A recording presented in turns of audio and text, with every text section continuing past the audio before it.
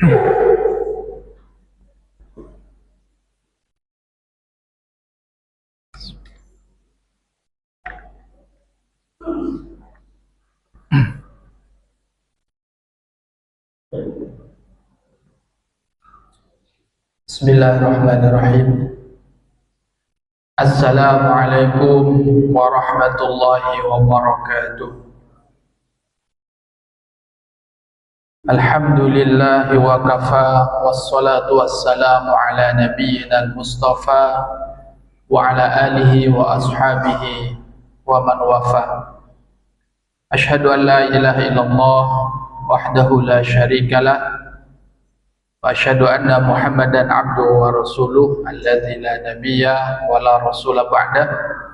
Allahumma salli wa sallim wa barik ala Muhammad wa ala alihi wa ashabihi wa man tabi'ahu bi ihsanin ila yaumiddin. Rabbi shrah li sadri wa yassir li amri wa hlul 'uqdatam min lisani yafqahu qawli. Allahumma anfa'na bima 'allamtana wa 'allimna ma yanfa'una wa zidna ilma. Amin ya rabbal alamin. Hadirin wal hadirat jamaah salat maghrib Masjid Ami Abdullah rahimakumullah jami'an. Alhamdulillahi rabbil alamin. Kita panjatkan kembali rasa syukur kita kehadirat Allah Subhanahu wa taala yang masih memberikan kesempatan kepada kita semuanya hidup di alam dunia. Tentu kesempatan ini sangat penting dan berharga, karena kesempatan ini tidak akan terulang kedua kali dan sangat singkat. Apa yang sudah berlalu tidak bisa diulang. Hari ini dan akan datanglah kesempatan itu. Maka kita bersyukur di detik-detik ini kita berada di dalam ketaatan, melaksanakan perintah Allah, melaksanakan sholat maghrib berjamaah di rumah Allah, yang tentunya ini adalah amal yang istimewa, amal yang utama, amal yang insya Allah kalau dikerjakan lillahi ta'ala, mengikuti petunjuk-petunjuk Rasulnya, maka insya Allah berbuah menjadi amal soleh yang diterima di sisi Allah Subhanahu wa ta'ala. Amin ya rabbal alamin. Berikutnya tentu tidak lupa kita senantiasa memanjatkan salawat dan salam kepada junjungan kita Nabiullah Muhammad sallallahu alaihi wasallam. Allahumma salli wa sallim wa barik alaih, beserta untuk keluarganya, sahabat-sahabatnya, dan juga semoga kita bisa menjadi umatnya yang mau mengikuti sunnah-sunnahnya, ajaran-ajarannya, karena kita meyakini bahwa ketika manusia mau dan bisa mengikuti apa yang diajarkan oleh Nabi Muhammad SAW, maka dia akan mendapatkan keberuntungan dan kebahagiaan di dunia sampai di akhirat. Mudah-mudahan Allah karuniakan keistiqomahan kepada kita semuanya untuk berada di dalam sunnah-sunnah Nabi kita Muhammad sallallahu alaihi wasallam. Bapak-bapak, ibu-ibu, jamaah sekalian yang dimuliakan oleh Allah Subhanahu wa taala, di kesempatan malam hari ini kita akan membahas satu hadis Nabi sallallahu alaihi wasallam yang diceritakan oleh Ummu Salamah, zaujatin Nabi sallallahu alaihi wasallam, ya, salah seorang istri Nabi, Ummul Mukminin, mendapat gelar Ummul Mukminin, ibundanya orang-orang beriman. Beliau menceritakan salah satu kebiasaan Nabi di pagi hari setelah subuh. Beliau senantiasa berdoa meminta kepada Allah 3 hal. 3 hal ini senantiasa dibaca oleh Nabi, karena 3 hal ini penting bagi kita sebagai hambanya Allah Subhanahu wa ta'ala. Apa doa yang dibaca oleh Nabi setiap pagi? Kata Ummu Salamah, Nabi itu membaca doa, Allahumma inni as'aluka ilman nafi'an wa rizqan thayyiban wa amalan mutaqabbalah. 3 hal yang senantiasa dibaca Nabi di waktu pagi. Pertama, Nabi meminta ilmu yang bermanfaat. Ilman nafi'an, ilmu yang bermanfaat. Wa rizqan thayyiban, rizki yang thayyib, rizki yang baik.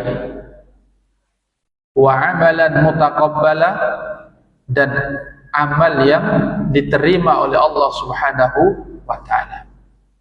Insyaallah 3 hal ini akan kita bahas, mengingat 3 hal ini senantiasa diminta oleh Nabi kita. Itu artinya 3 hal ini penting ya, 3 hal ini penting.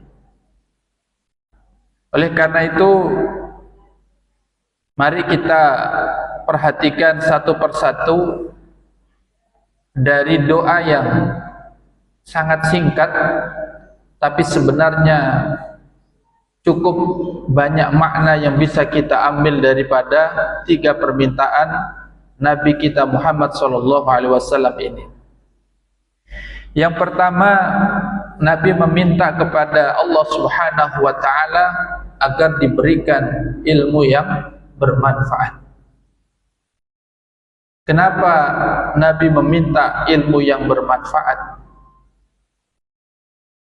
Karena ternyata tidak setiap orang yang memiliki ilmu dengan sendirinya, dengan serta-merta ilmu itu memberikan kebermanfaatan untuk dirinya. Bahkan di dalam kehidupan ini ada juga ilmu-ilmu yang tidak bermanfaat. Ilmu apa kira-kira yang enggak memberikan manfaat? Ilmu apa, Pak? Ilmu sihir, dilarang kita.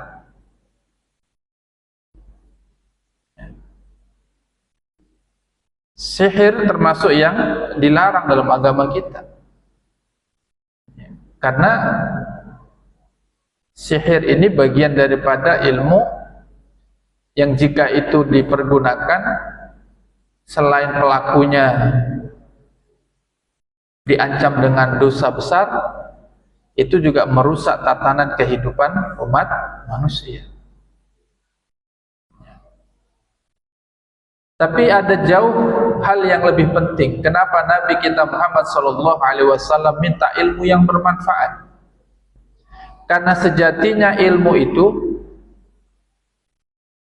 diberikan oleh Allah kepada kita adalah sebagai penerang, pencahaya. Ilmu itu hadir, kita pelajari, kita pahami, itu adalah untuk menjadi pelita, menjadi cahaya bagi kita, membuat orang semakin baik dengan ilmu yang dia dapat. Tapi dalam kenyataannya ada orang yang diberikan oleh Allah ilmu pengetahuan, tapi ilmu pengetahuan yang dia miliki, pengetahuan yang dia ketahui tidak memberikan kebermanfaatan. Bahkan ada orang yang pintar, berilmu, tapi dengan ilmu itu memberikan kemudaratan untuk dirinya, bahkan untuk orang lain. Bahasa sehari-hari, pinter, gasan, minterin orang. Nah, itu berarti ilmu yang tidak bermanfaat. Pinter dia, Pak, tapi kepintarannya itu untuk ngakalin orang, ngakalin aturan. Ada enggak orang-orang yang model kayak gitu? Itu ilmunya menurut konsep yang benar, itu ilmu yang tidak memberikan kebermanfaat yang sebenarnya. Mungkin secara kasat mata bermanfaat, ia sugih dengan cara menipu orang. Ia sugih dengan cara mengakali undang-undang, iya. Tapi apakah itu memberikan kebermanfaatan? Itukah yang bermanfaat itu? Bukan. Karena ilmu itu sejatinya untuk membimbing manusia agar dengan ilmu itu dia semakin taat kepada Allah. Maka lihat, ketika Allah menjelaskan siapa ulama itu, siapa yang disebut ulama itu? Ulama itu kan orang yang berilmu. Allah menyebutkan satu ciri yang sangat penting. Kata Allah Subhanahu wa ta'ala, yang disebut ulama itu adalah orang-orang yang dengan ilmu yang dia tahu membuat dia semakin takut, tunduk patuh kepada Allah Subhanahu wa ta'ala. Kata Allah Subhanahu wa ta'ala, innama yakhshallaha min ibadihil ulama. Hanya ulama lah yang punya rasa takut kepada Allah. Itu artinya ciri utama ilmu yang insya Allah akan menghadirkan kebermanfaatan adalah ilmu yang menjadikan pemiliknya semakin takut, tunduk, patuh kepada siapa? Allah. Kalau ada orang semakin tinggi ilmunya tapi semakin jauh dengan Allah Subhanahu wa ta'ala, maka ini bukan ilmu yang memberikan manfaat. Ilmu yang memberikan manfaat menjadikan orang tadi semakin baik, semakin taat, jauh dari maksiat, dekat dengan ketaatan. Itu ilmu yang bermanfaat. Oleh karenanya Nabi tidak pernah lupa. Setiap pagi beliau minta kepada Allah, Allahumma inni as'aluka ilman nafi'an. Ya Allah, karuniakan kepada kami ilmu yang bermanfaat. Bapak Ibu sekalian yang dimuliakan Allah Subhanahu wa ta'ala, di hadis riwayat Muslim disebutkan juga Nabi pernah berdoa dengan doa, Allahumma inni a'udzubika min ilmin la yanfa'. Kalau yang pertama tadi minta diberikan ilmu yang bermanfaat, di sisi yang lain Nabi juga berdoa, Allahumma ya Allah, inni sesungguhnya aku a'udzubika, berlindung kepadamu, min ilmin la yanfa', dari ilmu yang tidak memberikan manfaat. Kalau dihitung-hitung Pak, ilmu kita ini sudah cukup banyak Pak, cukup banyak, dari playgroup sampai perguruan tinggi ilmu kan, diajari ini, diajari itu. Belum lagi ilmu dengan mendengarkan kajian-kajian, tausiah-tausiah, dengan membaca, melihat dan seterusnya. Sudahkah dengan ilmu itu membuat kita semakin dekat kepada Allah Subhanahu wa ta'ala? Itulah pentingnya kenapa kita perlu berdoa kepada Allah, minta agar ilmu yang sudah Allah berikan kepada kita, Allah titipkan kepada kita, itu menjadi ilmu yang benar-benar bermanfaat, mampu menjadikan kita semakin baik di mata Allah Subhanahu wa ta'ala. Jamaah sekalian yang dimuliakan Allah Subhanahu wa ta'ala, ciri berikutnya selain ilmu yang bermanfaat itu membuat orang semakin takut kepada Allah. Makna takut di sini bisa kita maknai semakin dekat dengan Allah. Juga menjadikan orang yang bertambah ilmunya itu semakin baik akhlaknya. Nah, ciri ilmu yang bermanfaat ya, menjadikan orang tadi semakin apa? Baik perangainya, baik perilakunya. Dengan ilmu yang dia punya, menjadikan dirinya semakin soleh, makin baik. Dan itulah kita minta kepada Allah. Allahumma inni as'aluka ilman nafi'an. Bagaimana ilmu itu menjadikan kita semakin baik. Tidak saja baik hubungan kita dengan Allah, tapi baik juga dengan sesama umat manusia. Dengan ilmu itu kita menjadi lebih baik lagi hubungan kita dengan manusia. Itu manfaat, Pak. Tapi kalau ada orang semakin pintar kok makin dibenci dengan manusia, ini diantara ciri ilmunya kurang bermanfaat. Karena kebermanfaatan itu tidak saja untuk dirinya, tapi juga memberikan kebaikan kepada orang lain. Oleh karena itu, hadis Nabi dalam riwayat Muslim menyebutkan bahwa ada nanti ilmu yang bisa menjadi penolong kita, menjadi hujah, menguatkan kita. Tapi juga ada ilmu nanti yang malah menjadi musuh bagi kita. Hal ini sebagaimana disebutkan oleh Nabi. Kata Nabi, Al-Qur'anu hujjatun laka au alaika. Al-Quran itu kata Nabi bisa menjadi hujjatun laka, hujjah yang baik bagimu, tapi juga bisa menjadi hujjatun alaika. Ini beda maknanya. Kalau hujjatun laka itu maknanya baik, positif. Tapi kalau hujjatun alaika pakai ala itu maknanya negatif. Bisa nyerang balik kita.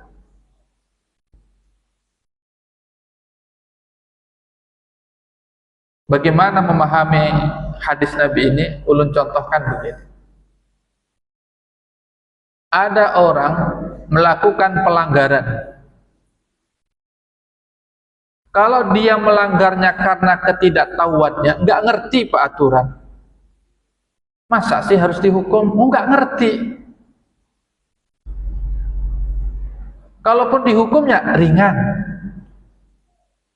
Wajar kan?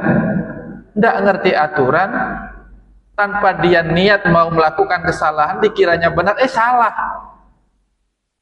Tapi kesalahannya itu karena didasari nggak ngerti, memang sama sekali belum tahu. Tentu berbeda dengan mereka yang melakukan kesalahan, padahal dia sudah tahu aturan. Maka semestinya apa yang sudah kita tahu itu menjadi penolong kita manakala ilmu itu kemudian diamalkan. Ini ciri ketiga. Ilmu yang bermanfaat itu adalah ilmu yang kita amalkan. Karena pepatah Arab ya, ini pepatah Arab mengumpamakan orang yang berilmu tapi nggak diamalkan itu seperti apa? Pohon yang rindang tapi kada ada buahnya, Pak. Al-ilmu bila amalin kasyajari bila samarin. Jadi, ilmu yang tidak diamalkan itu diumpamakan seperti pohon yang banyak daunnya tapi kada ada buahnya, manfaatnya kurang. Tapi kalau kemudian pohon itu rindang, buahnya banyak, nah, tentu jauh lebih menyenangkan. Maka Bapak Ibu sekalian yang dimuliakan Allah Subhanahu wa taala, kita penting untuk berdoa kepada Allah agar ilmu yang sudah Allah berikan kepada kita itu menjadikan kita semakin lebih baik.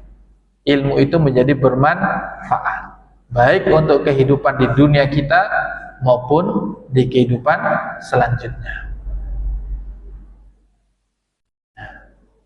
Terus mungkin ada yang bertanya, ilmu apa yang bermanfaat itu, Ustaz?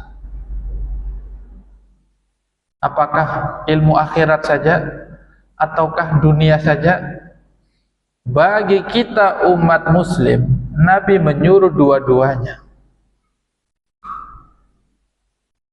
Dua-duanya. Ilmu duniawi penting juga, ilmu akhirat penting juga. Apa kata Nabi? Man aradad dunya fa'alaihi bil ilmi. Siapa yang menginginkan kesuksesan di dunia ini mesti tahu ilmunya. Berarti perlu juga belajar ilmu tentang kehidupan di dunia ini. Sukses di dunia itu kayak apa caranya? Belajar ilmunya. Sukses berdagang, berusaha, pelajari ilmunya. Bermanfaat enggak itu? Bermanfaat. Menghasilkan pahala enggak? Menghasilkan. Kalau niatnya ikhlas, cara dagangnya, cara bisnisnya benar, itu pahala juga. Ya, baik untuk dunianya, baik juga untuk akhiratnya. Nabi juga melanjutkan, wa man aradal akhirah fa'alaihi bil ilmi. Siapa yang menginginkan kesuksesan di negeri akhirat juga mesti belajar ilmunya.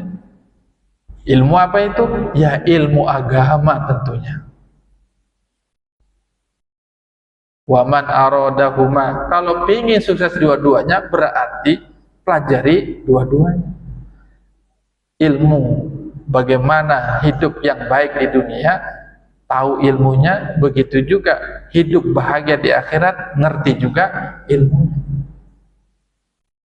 Itulah yang kita minta, ya Allah berikan kita ilmu yang bermanfaat untuk kehidupan dunia dan juga untuk kehidupan akhirat.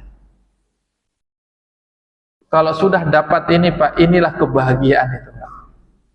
Sukses dunia, sukses akhirat. Harus dengan ilmu. Dan minta sempurnakan, tidak sekedar tahu, tapi ilmu itu memberi manfaat. Dan itulah yang senantiasa dibaca oleh Nabi.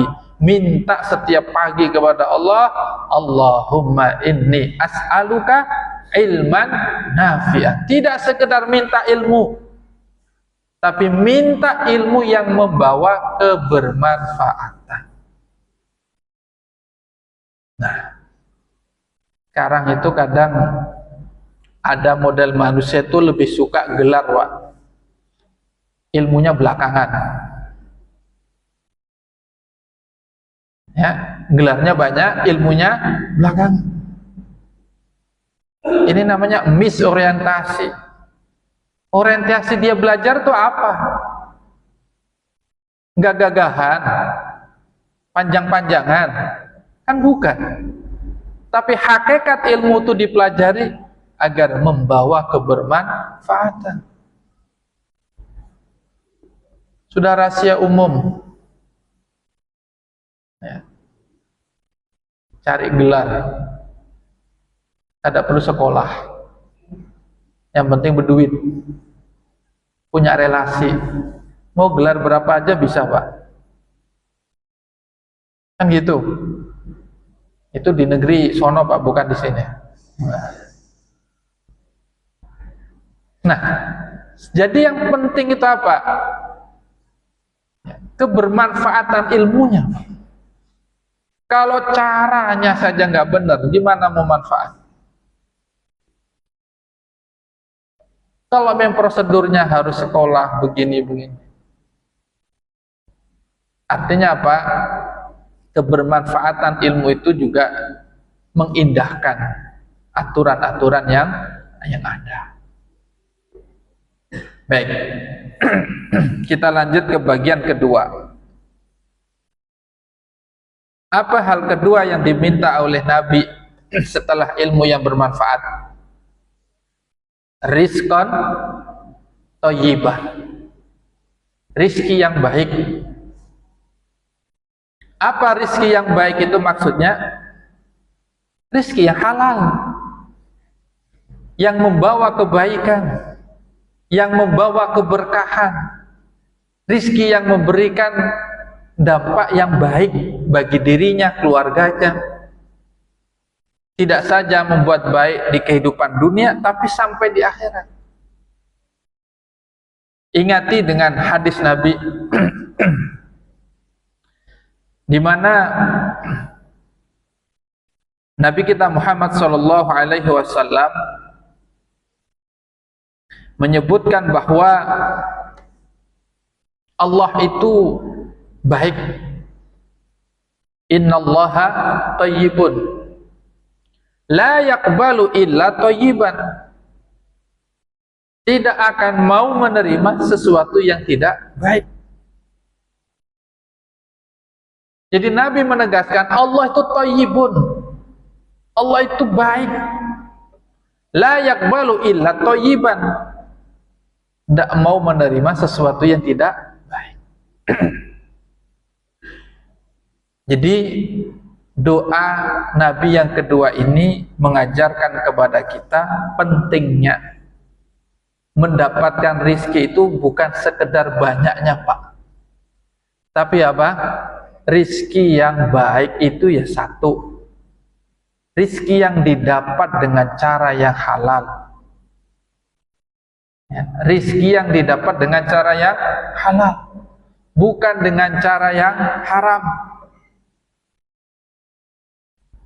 Kenapa demikian? Karena ternyata dampak dari rizki yang tidak halal itu luar biasa, Pak. Luar biasa pengaruhnya. Belum sebutkan salah satu hadis Nabi Shallallahu Alaihi Wasallam di mana Nabi suatu saat menyampaikan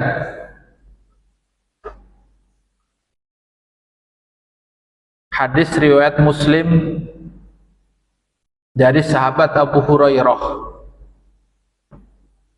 Qala Rasulullah sallallahu alaihi wasallam, innallaha thayyibun la yaqbalu illa thayyiban. Tadi sudah saya jelaskan. Lanjutannya, wa innallaha amaral mu'minina bima amara bihil mursalin. Dan Allah itu menyuruh kalian umat Islam sebagaimana Allah juga menyuruh para rasul.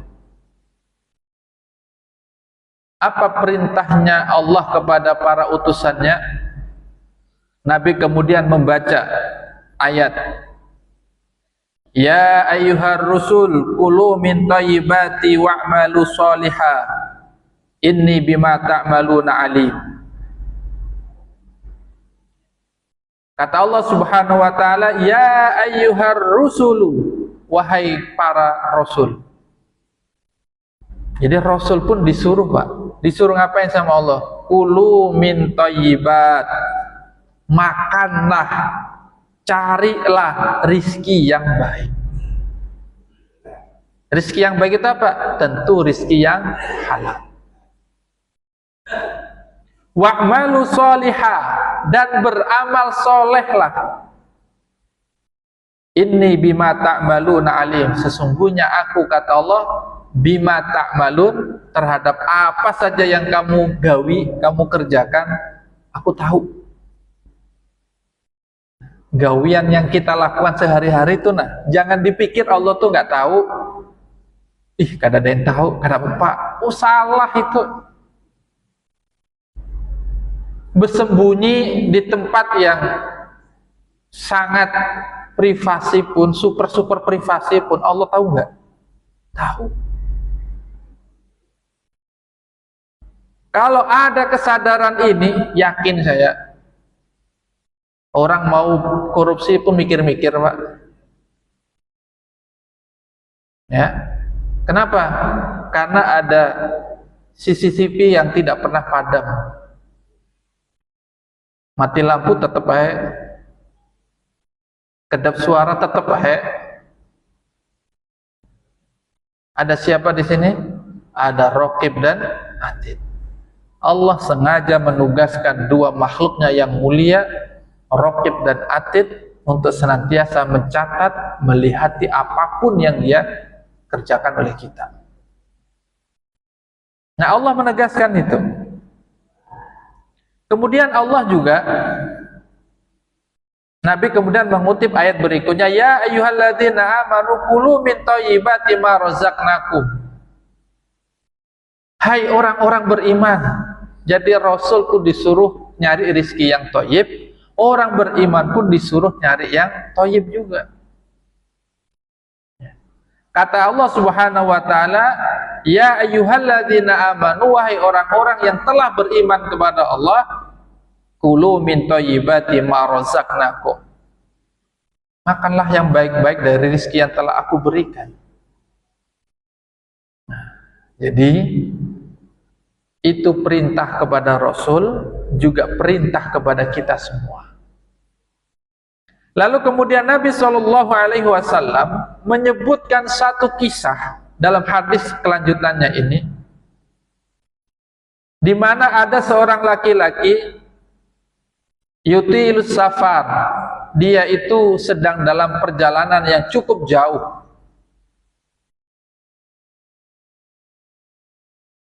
As'asa aghbaro, terlihat pakaiannya itu kusut berdebu. Yamuddu yadaihi ila sama, dia mengangkat tangannya tinggi-tinggi berdoa sambil menyebut nama Allah, ya Rabbi, ya Rabbi, wahai Tuhanku, aku minta ini, minta itu. Wa mat'amuhu haramun wa mashrabuhu haramun, tapi makanan yang dia konsumsi makanan haram, minuman yang dia minum minuman dari rizki yang haram. Wa malbasuhu haramun, pakaian yang dia pakai juga dari rizki yang haram, kendaraan yang dia pakai juga kendaraan dari hasil yang haram. Pokoknya banyak hal yang haram-haram. Lalu apa yang terjadi, kata Nabi? Fa anna yustajabu lidzalik. Nabi memberikan komentar yang luar biasa. Mana mungkin doa orang yang seperti itu akan didengar, diijabah oleh Allah Subhanahu wa ta'ala. Kesimpulannya Bapak, kalau kita mengkonsumsi rizki yang haram,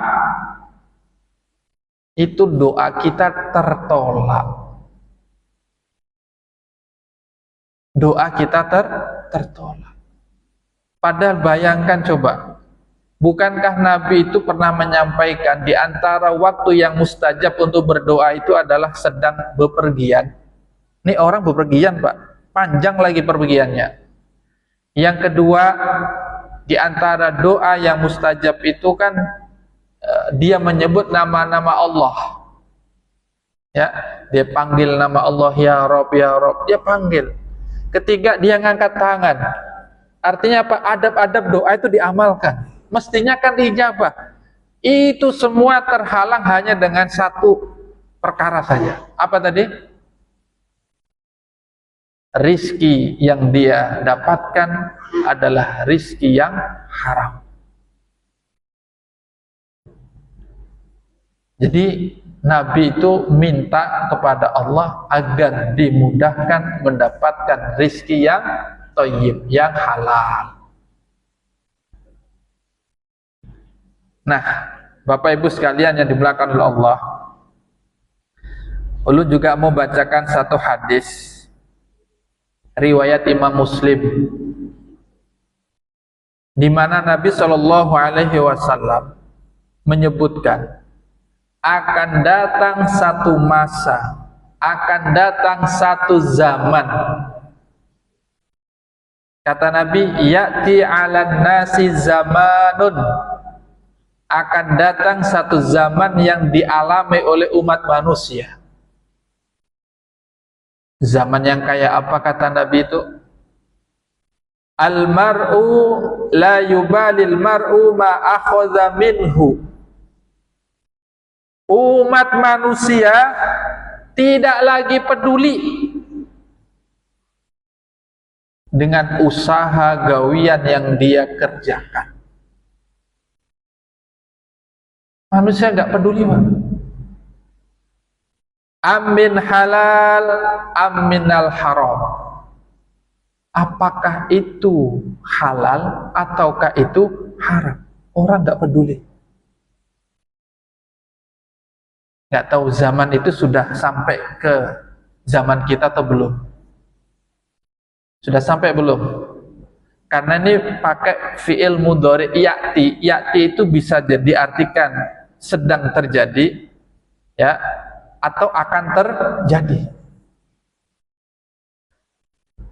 Padahal ini sudah disampaikan oleh Nabi 1400 tahunan yang lalu. Akan datang satu masa di mana umat manusia dalam perkara mencari rezeki ini mengabaikan kehalalan. Bahkan kata Nabi, la yubali, nggak peduli. Mau halal, mau haram, abad semua. Kayak itu. Wah. Padahal tadi sudah kita jelaskan, efek daripada mengkonsumsi yang haram itu luar biasa, Pak. Pertama, kata Nabi, Allah itu thayyib, nggak menerima kecuali yang thayyib. Kedua, tadi kita sebutkan bagaimana Nabi menyebutkan ada seorang laki-laki berdoa tidak dikabulkan doanya, dihalangi doanya gara-gara makan yang haram, minum dari rezeki yang haram, pakaian yang haram, semuanya haram. Maka Nabi itu setiap pagi berdoa, minta agar diberikan rezeki yang apa? Yang thayyib, yang baik. Ketika kita baca doa itu, sekaligus mengingatkan kepada kita, ya, kita akan keluar dari rumah bekerja, berusaha mencari dengan cara yang baik. Mudah-mudahan rizki yang diberikan oleh Allah menjadi halal. Ingat, Pak, rizki yang baik itu insya Allah dan pasti memang akan memberikan kebaikan. Sebaliknya, rizki yang haram-haram itu pasti membawa kepada ketidakbaikan. Tapi nyaman, Ustaz, banyak. Kalau halal dikit. Ingat bahwa kenikmatan yang diperoleh dengan cara yang haram sejatinya tidak membahagiakan. Sejatinya tidak membahagiakan. Guring, kepikiran, jangan-jangan OTT ini. Pikiran, jangan-jangan musuh itu mau balas dendam nih. Macem-macem dah. Kada tenang. Belum lagi kalau menghadapi persidangan Allah nggak bisa ngelak sudah. Baik. Sudah masuk Isya? Ya sudah berarti. Yang ketiga PR waktu. Yang amal soleh belum. Kita baru sampai yang kedua. Jadi dua hal yang bisa kita uraikan tadi. Pentingnya minta kepada Allah diberikan ilmu yang apa? Bermanfaat. Yang kedua, pentingnya kita mendapatkan rezeki yang halal. Dan berhati-hatilah dengan rezeki yang haram. Karena berakibat bisa doa kita tidak diterima oleh Allah Subhanahu wa ta'ala. Bahkan tidak saja doa, Pak, ibadah pun bisa ditolak oleh Allah Subhanahu wa ta'ala. Karena doa itu juga ibadah. Ad-du'a'u huwal ibadah, bahkan mukhul ibadah. Mudah-mudahan bermanfaat. Kurang dan lebihnya mohon dimaafkan. Hadanallahu wa iyyakum ajmain. Subhanakallah wa bihamdika asyhadu an la ilaha illa anta astaghfiruka wa atubu ilaik. Assalamualaikum warahmatullahi wabarakatuh.